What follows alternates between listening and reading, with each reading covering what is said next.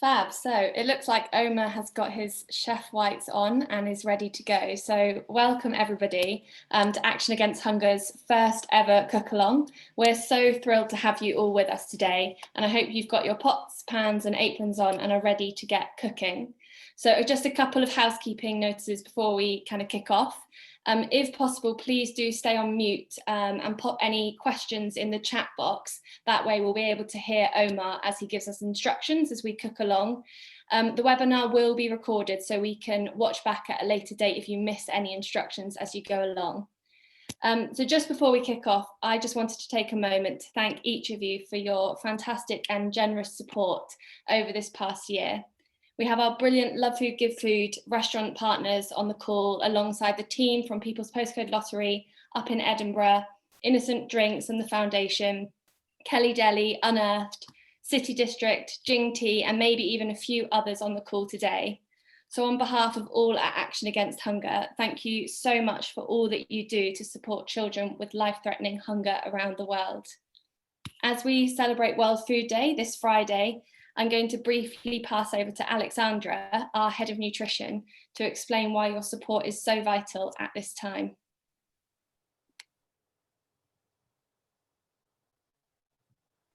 Alexandra, you're on mute. Yes, I am. Thanks. I was trying to share my screen at the same time, multitasking. Thanks a lot, Becky, and thanks again, everyone, to join us. And I know that you're all dying to hear Omar and to get cooking, so I will not take too much of your time.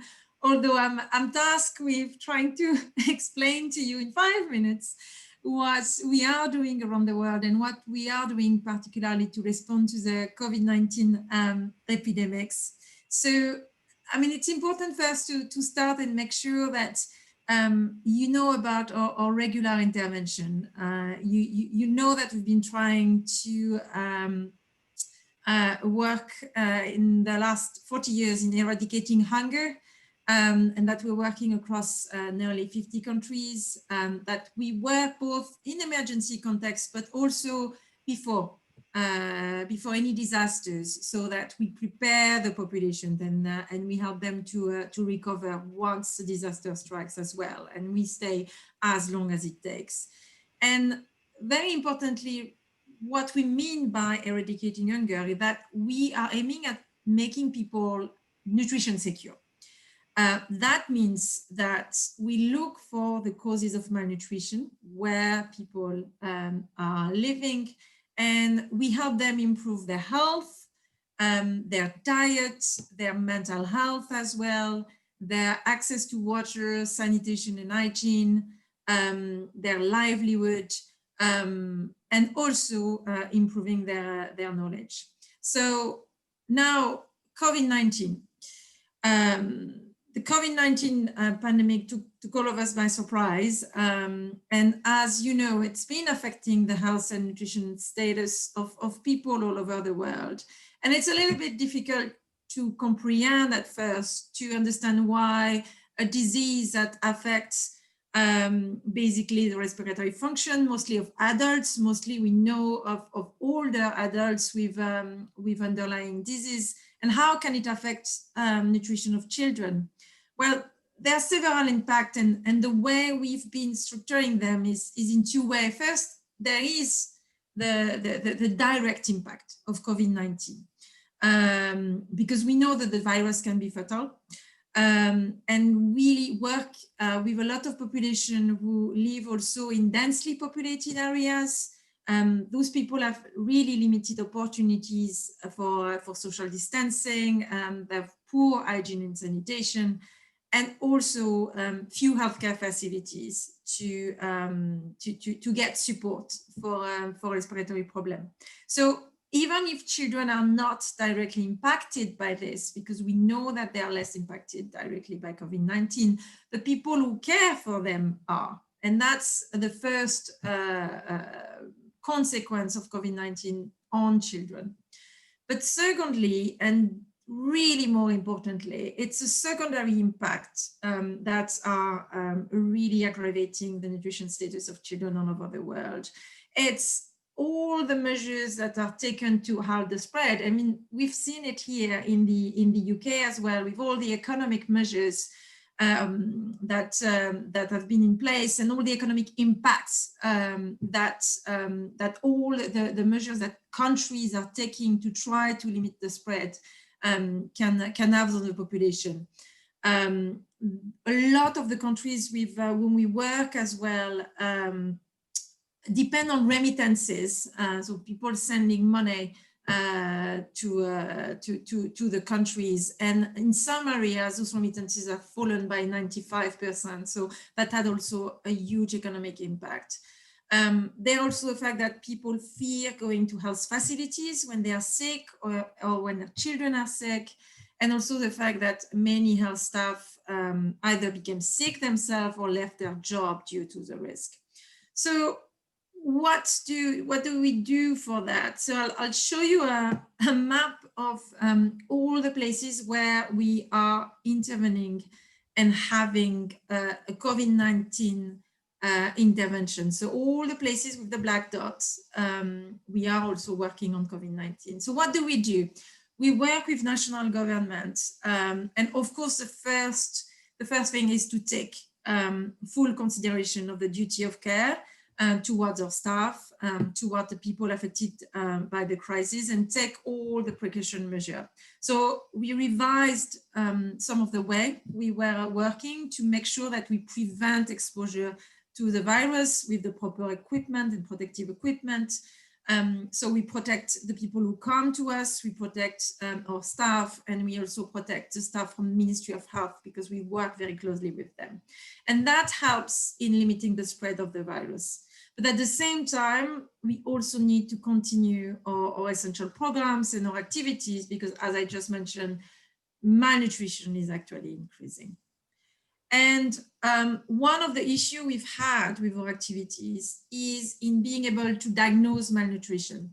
We usually, when we detect that there might be an increase of malnutrition, we will go to the communities and do a survey. It's not possible with COVID-19 because we cannot go door to door to measure children. So we had to find other solutions. Fortunately, we have a very simple way to detect malnutrition.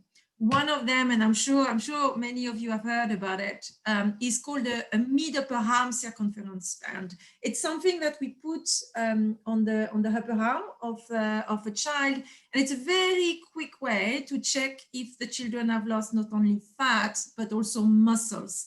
And when it's the case, we know that the children are malnourished and are at also high risk of dying.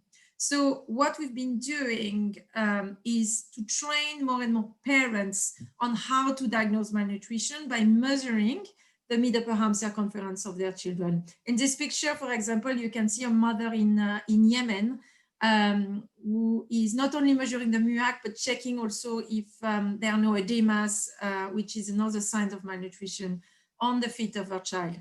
And in places like this, in places like Yemen, Action Against Hunger has actually been the first organization to use family MUAC. It's been really, really useful in detecting children malnourished before they became sick. So with your support, we can do even more. We can make sure that we intervene on all the impacts of COVID-19 by helping people access better hygiene and sanitation. We can train more families on using the MUAC tape, and also train groups of women to improve nutrition and health. So we really, really appreciate that you're on the call here, and we really appreciate the support you are giving us. I wanted to finish you by showing you a very short video, because Omar is getting ready and you to cook. It's a very short video that explains our COVID-19 response all over the world. Thanks a lot for listening.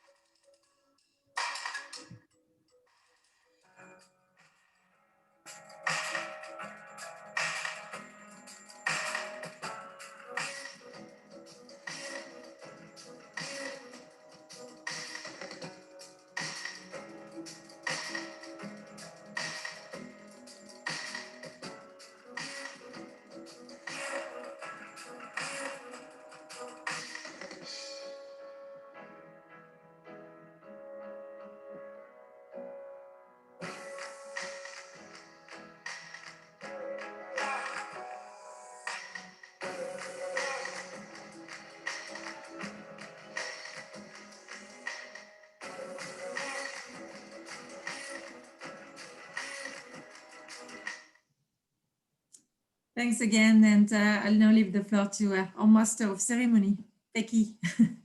Fab, thanks Alexandra. So just before I pass over to Omar, I thought I should introduce him in case you guys have not come across Omar before.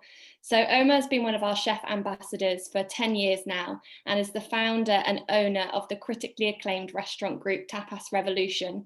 So Tapas Revolution takes part in our annual Love Food, Give Food campaign every year, and this year they're donating £1 for every churros dish sold. So if you keep your cameras off, Omar will, and you pop yourself into gallery view, you'll be able to watch Omar talk us through how to make this wonderful dish. As I say, if you've got any questions, pop them in the chat box. And as and when Omar gets a break in cooking, he will take a look and answer any questions you might have. Thank you again, and over to you, Omar. Hello, everyone. I hope you can hear me well, and you can see some of the ingredients that I have here in front of me that I'm going to be cooking. So yeah, it's an absolute pleasure to be here today, being able to help once again Action Against Hunger, my favorite charity and the one which I am more active with as well. It's something that is very close to my heart. You know, I work with food, and they work with food as well. So that's really important. And I think we can talk about many other things later on, but we should crack on with the cooking because I'm sure you're all hungry.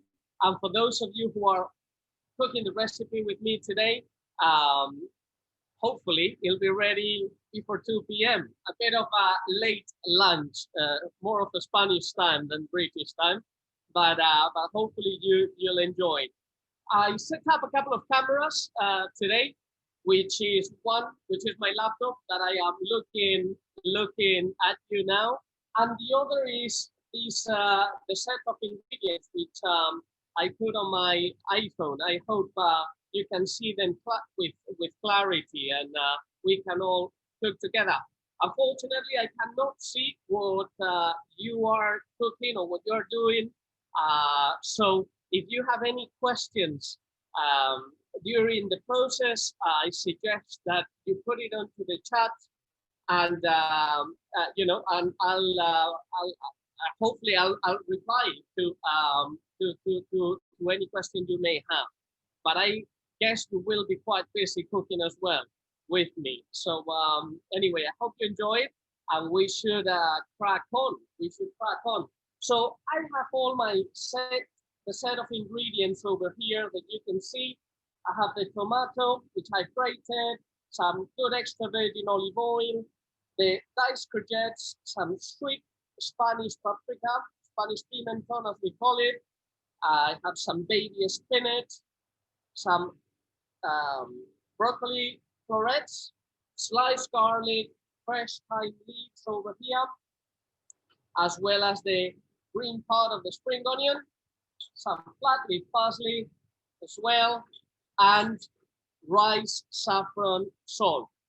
I have over here as well sort of the stalk of the broccoli, and my intention is to chop it up as well and use it. And I just thought I'd prepare all of the ingredients, but I'll show you how to cook with this one, how to use the stock as well, which is very nutritious and should never ever go to waste.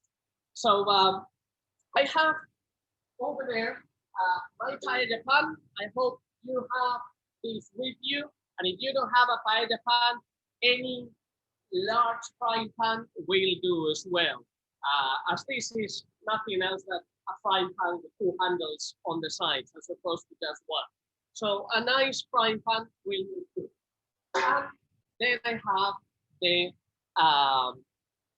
the stock over there, which is hot. I have some vegetable stock, and the first thing that I'm going to be doing is adding this saffron into the vegetable stock so that it starts infusing. It should take about, you know, it's at its best after about 10 to 15 minutes of infusing. So that's what I'm going to do. Just crumble it between your fingers and add it into your pot. There you go. I will be moving you along with me into the cooking range in a minute. And okay, so let's start. I'm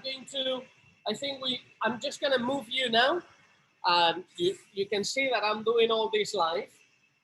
And take a look at how resourceful I've been. I put a nice big pot with some, an arm and the phone and a bit of sellotape. So I'm just going to put it over there so that you can see what I'm cooking over here.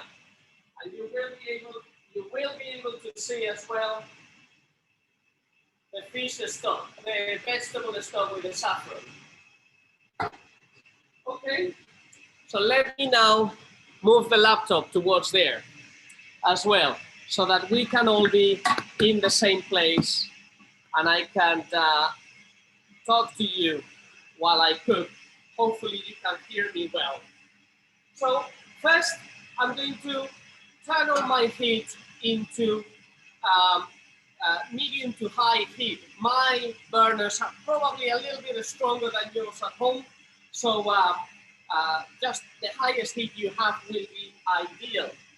And I'm going to pour the extra virgin olive oil.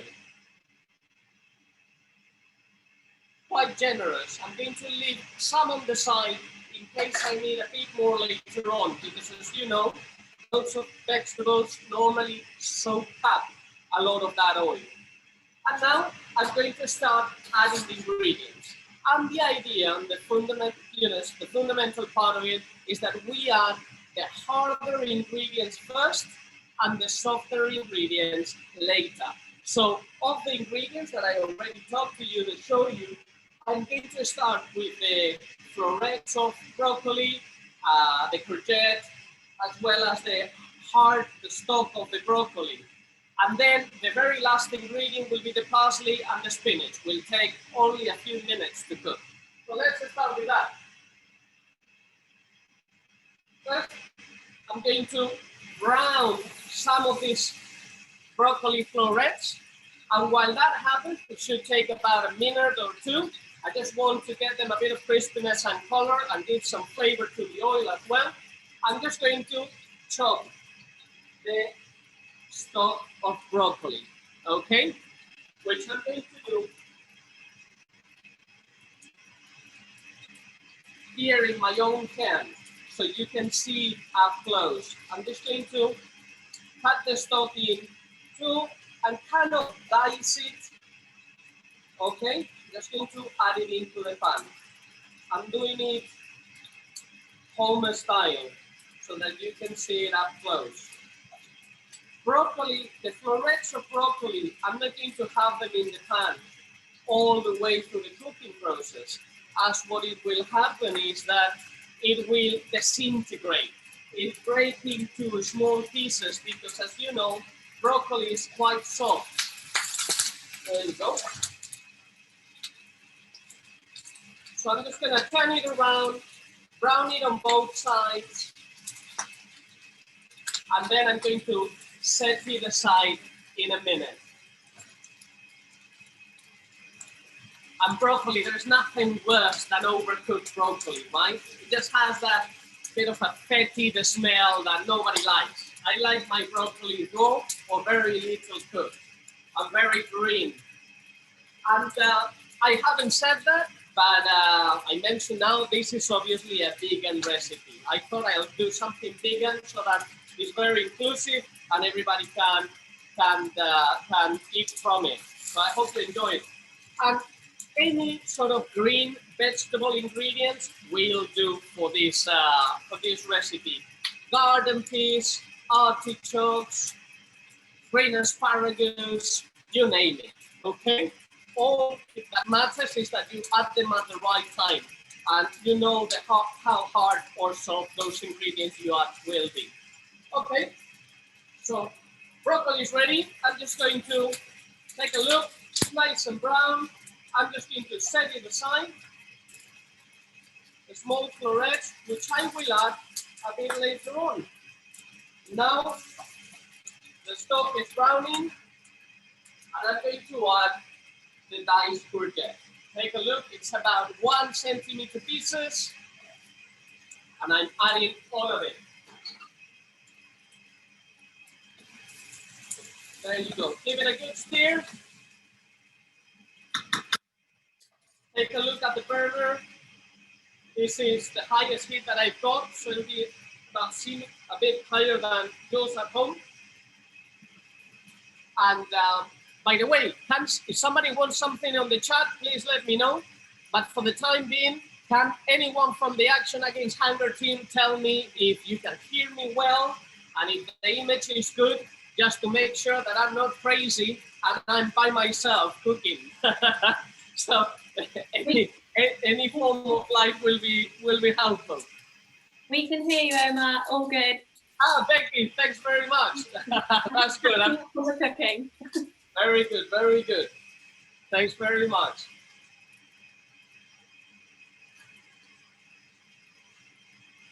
Okay, take a look. My courgette is taking some nice color. As you can see, it happens quite quickly. Okay, we could add a bit of onion to this recipe as well. That'll be nice. And at the end, the beauty of cooking paellas is that it accepts literally any ingredient. You know, any seafood, any meat, any vegetable. And the principle of cooking the paella is always the same. There is kind of a point. The only thing that changes the ingredients, but there is a point in where in every paella we will add the garlic, the paprika, the stock, and the rice. And that's the only thing that all paellas are the same on. That sort of process. And then we just cook the rice. Gonna give it a good stir. Make sure your ingredients are nicely brown on all sides. There you go. That's looking wonderful. And now I'm going to add the green part of the spring onions. Take a look. More green, it's shining. I'm loving this because this is gonna be my lunch. Let's face it. So I'm very happy with my choice of recipe. There you go. But as you know, spring onion is quite soft as well, so we shouldn't brown it too much. And now we're gonna go with the garlic. That's what I said before. But garlic, it's very important that we don't overcook it because it gives a very bitter flavor. So I only want the garlic to be there for about 2 minutes before we add the tomato, which will stop all those ingredients that I'm going to be adding after the garlic from burning, which is the paprika. So you'll see. Garlic goes in, sliced garlic, very generous, really good for your heart. Well, that's what my grandfather always said. He lived nearly 100 years, and he said he would eat a lot of garlic every morning. So that has to stick with me. And now you can see there is a very small amount of oil because the courgette has absorbed it, because there is some spillage as well on the side. So I'm just going to add a little bit more that I kept from before. There you go. That will help me. Give it a nice stir. And all we are doing as well, the oil is really important in the cooking process because it helps us brown the ingredients as well. It's infusing with the flavor of the ingredients. And then later on, you'll see it create a magic effect, a bit like a lid that sits on the top. You'll see what I mean in a second. Okay, one last stir, and now we're going to add the paprika, which is this wonderful Spanish spice, probably Spain's most common spice. And what's so special about it is that, you know, paprikas are done all over the world, but only in Spain we smoke dry the peppers before we grind them. In other countries, they sun-dry them. So this paprika has a beautiful smoky flavor. And now, so that my garlic and my paprika don't burn, I'm going to add the tomato, which is over here, which I grated.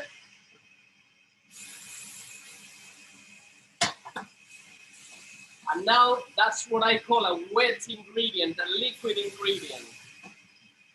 And now nothing can burn anymore, as you can see, because it has liquid on it, which is good. And now we're going to wait for a couple of minutes. And while that happens, I wanted to show you what my stock is looking like. Take a look at how yellow it has become just by adding the saffron. I'm just keeping it warm, it's not simmering, but it has become completely yellow, which is, which is the effect that it has.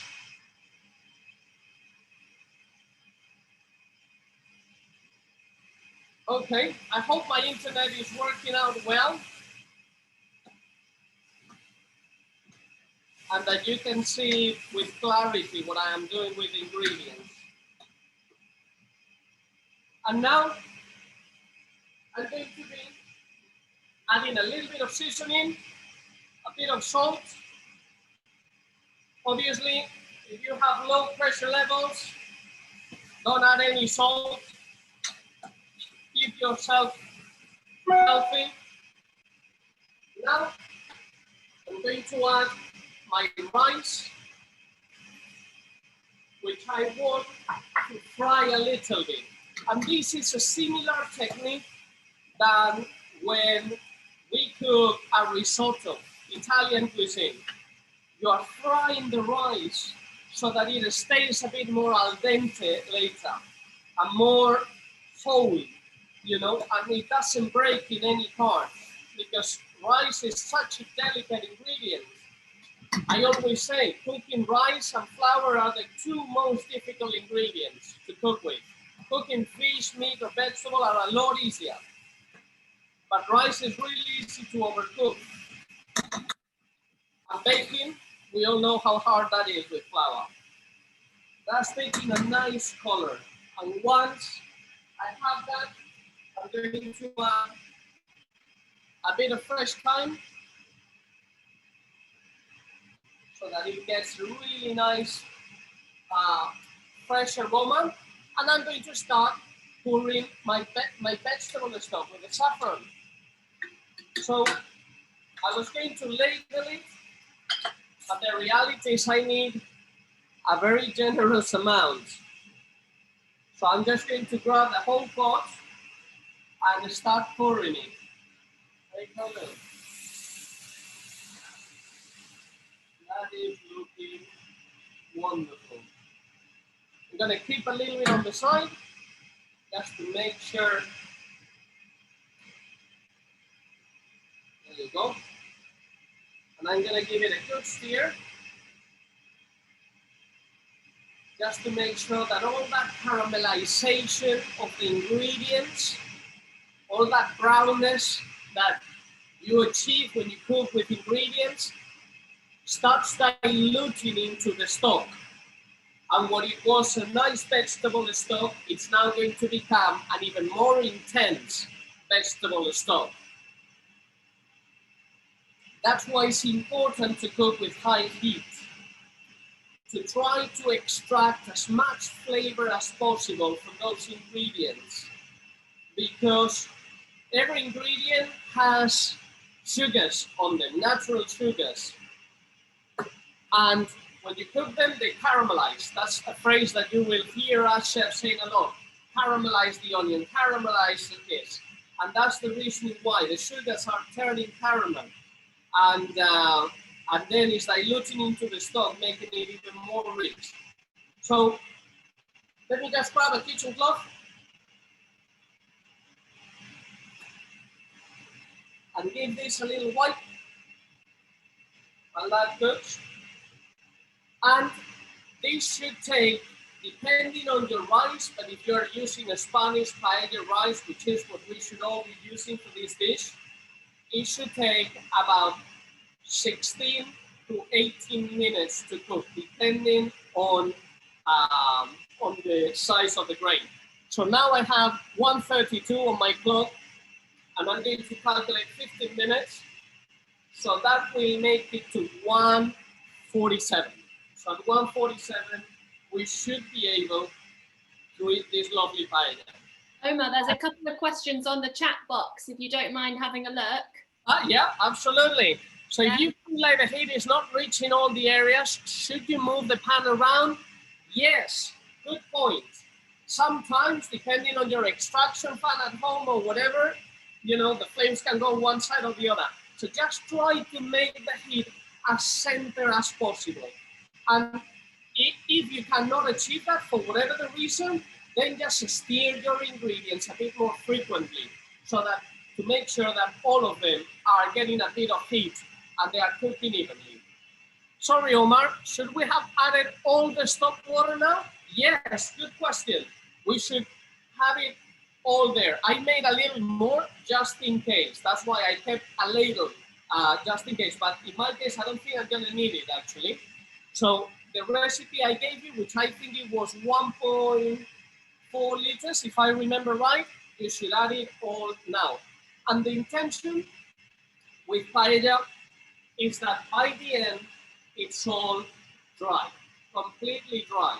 So this is not a mellow style of paella. It is not a soupy style of paella. It's dry. That's why we are calling it a paella, and we are cooking it on the paella pan, where it takes the name from. And as well, so the intention, and this is what is really hard to tell, because each width of paella pan is different. The heat on your burner is different. The temperature on the kitchen is different. So some will cook a little faster than others. And the mastering of paella comes down to how long it takes you to cook the rice, and for all that water to dehydrate completely in that amount of time. So it normally takes a few attempts until you get it just right. But if this is the first time you cook it, then hopefully there'll be a second and a third, and you will only be improving on it. Another question. I use the largest burner, Celine says. That's exactly what we should do. And in my case at home, my burner has two rings, one outer ring and one smaller ring. And that is really good because the heat is very homogeneous. And as well, if you are cooking on electric or induction, you should even be able to achieve even more heat than with the fire. So be careful you don't burn it, obviously. And the intention is we're gonna cook it on very high heat for 10 minutes and in sort of medium heat they remaining. But that is where you can control it. If you think after 10 minutes you still have a lot of water in there, a lot of the stock, then leave it on high heat. If for the contrary, you have too little water, then bring the heat down so that it lasts you for that 16 to 18 minutes. Did you put the time in yet? Yes, I did. Yes, I did. I put the time just before I put the stock to make sure it extracts as much flavor as possible. But if you haven't added it yet, it's okay. You could add a little bit of other herbs as well, rosemary, a bit of oregano. That is up to you. It'll give it a nice flavor as well. Yeah, good. Add it now.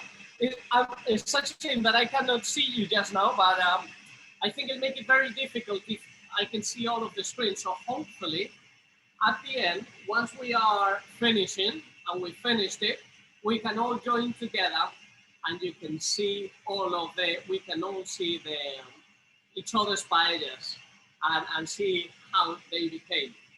And so while this cooks,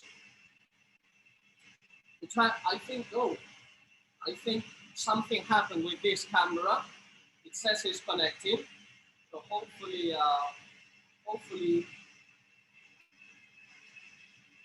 Yeah, hopefully it's okay.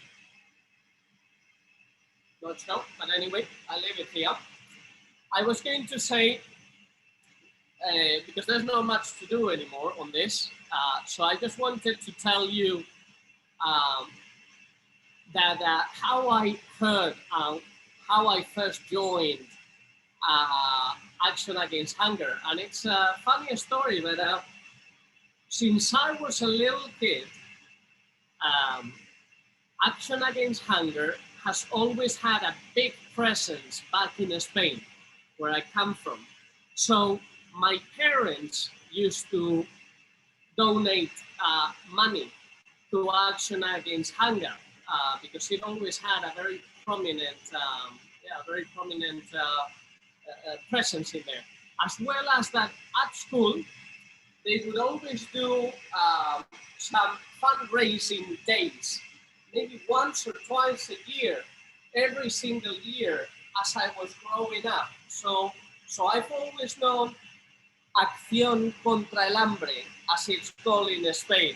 And when I came to the UK 15 years ago, I decided to help myself and do a bit of my own. And so that's how I got to meet. I'm not sure what's happening with my with this camera, which is very unfortunate. It seems like it's not getting any internet. But anyway, we have this other one, so hopefully you'll be able to see. You'll be able to see. Well, I'll show you. I'll show you what's looking like. That I can do. Your other camera's come back online, Omar. It's back. It's come back online. Yeah, your other one. Ah, there you go. Good. I'm glad. I was worried for a second.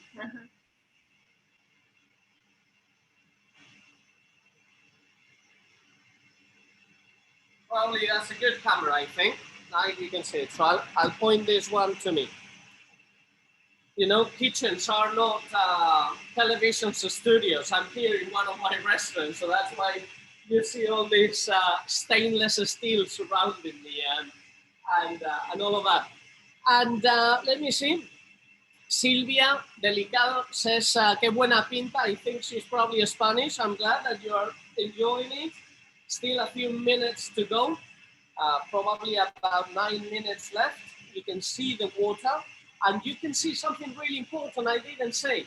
I haven't stirred the paella. Can you notice? I put the stove, give it a little stir, and that's it. And the idea is that you do exactly that. You don't stir it, okay? Otherwise, it becomes very stodgy, like risotto. And paella is exactly the opposite. What we like it is that it's nice and loose, okay? So just a second. I'm going to, my camera is falling apart, unfortunately. I haven't been too good at doing this, I can see. 1 second. There you go. Fingers crossed. And then now it's the time to add the florets back. The broccoli that I browned, I'm going to add it. I'm just gonna spread it across the paella. Sorry, just a second, that's moving by itself.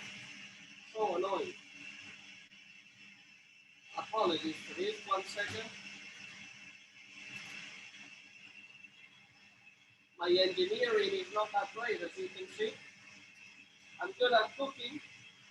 I'm not so great at doing this. I'm gonna try to secure it differently for a second. I'm just gonna try to leave it there. 1 second. What can I do? 1 second. Not sure what I'm doing. Sorry.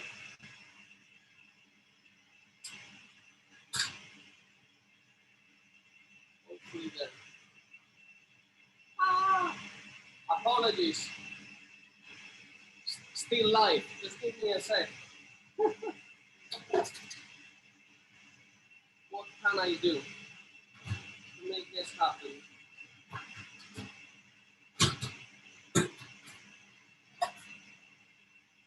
There you go. Hopefully that will do.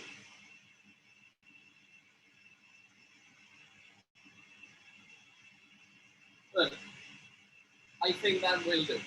Sorry for that, apologies. Let me finish putting the broccoli in. Take a look that the rice, it's starting to even out on the paella pan, on the stock, excuse me. And it'll take probably another 2 minutes for that to happen. So what I want to do is to add my spinach now, which is already washed. Take a look.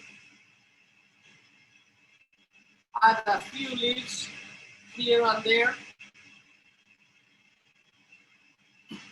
And I'm just going to immerse them in the rice. They fully cooked for the last few minutes.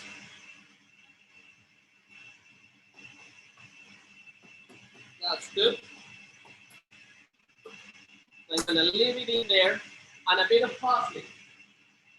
My chopped parsley, take a look. Sprinkle a bit over the top, and again, this type of leaves will only take a few minutes to fully cook. That's why we add them later on the stage, later on the cooking process. And as well, while this finished cooking, I hope your paellas are good. Let me just read here. If you add artichokes, when should you cook them? Like the broccoli or the rest of the veggies? Good question. Like the broccoli, I would put it early on because artichokes are quite hard, so they can resist a longer periods of cooking. And if you use tinned artichokes as opposed to fresh ones, you can add them a little later on. You know, add the broccoli, put the stems, and add it with the courgette, because the tinned artichokes have already been cooked. Okay. Take a look, that's looking good in there. So they're supposed to be 5 minutes. Take a look, there is nearly no rice anymore. I'm just gonna taste a little bit for the seasoning, for the salt, which is just right what I used. I don't need to adjust it, which is good. And then as well, for those who doesn't know much about me, just to tell you about my restaurants, Tapas Revolution, which we are all over the country. We have in Sheffield, in Birmingham, in London, in Bath, in Windsor, in Newcastle, as well as down in Kent. So we are doing, we're giving a voucher out for £50 to whoever makes the best looking green paella today. So please send a nice photograph after you cooked it into the following email, which I'm going to tell you in a second, which is events@actionagainsthunger.org.uk, and we will judge it and see, and we'll send you that fantastic voucher for 50 quid so that you can come and try our paellas and our tapas firsthand as well. And as well, please, when you finish it, if you can send them to me, not just to that email, but post them on Instagram, that will be very nice as well, so that I get to see them today and see how you guys got on with it. And we'll let you know probably in the next couple of days about the winner, or maybe even today. Who knows, who knows. And well, take a look. I'm gonna give you this other camera for a second as well, so that you see how close it's getting. You can see that there is very little stock remaining, you know, it's completely set. And the other use of the oil that I was telling you about is that once the oil has lowered down, you know, oil floats and it sits on top of the vegetable stock. So as it comes down, obviously the oil will sit on top of the rice. That's why I don't want to touch it, because if I touch it, I will break this film that is naturally creating like a lead effect in some of it. But some other part of the oil keeps going down, down, down. And when it reduces completely and there is no stock left, what will start to happen is that the bottom layer of rice will start frying because there's only oil left. So, so yeah, that's what we call socarrat, and it's the most precious. Is the most precious part of the paella for us in Spain. This is nearly ready, and it has cooked to perfection. I think in terms of timing, it's now 1:47. I did say I would leave it 15 minutes, but probably a minute and a half that I was talking to you before I said it. And I can already start hearing, because paellas, the beauty of it is that they talk to you. You know, you can smell it. You know if it's burning because you will smell it. You can visually see as well the, if there is stock or not. But as well, you can hear it, because as soon as it runs out of the stock, you can hear how it starts frying, which is what's happening now. And I'm gonna switch it off. Take a look, I just switch it off. And this paella is ready to be eaten as soon as it's warm enough for me to eat it. Because it'll be piping hot, and it's good for the rice to rest for 5 minutes. But we have this saying in Spain that says, paella doesn't wait for anyone. At the table, everyone should wait for the paella to come, because coming back to what I said about one of the most difficult ingredients to cook is rice, and the reason is because rice overcooks and it becomes starchy. And this rice, of Spanish rice particularly, because one of the beauties is that it absorbs a lot of flavor and a lot of water, and that's why it's really good and not cheap as well. And but it has those weaknesses. If you leave it on the table, suddenly it will overcook, and we don't want that. We want to eat it when it's just al dente and fully cooked. And anyway, I hope you enjoyed it. Let me see. I hope you can see it really well.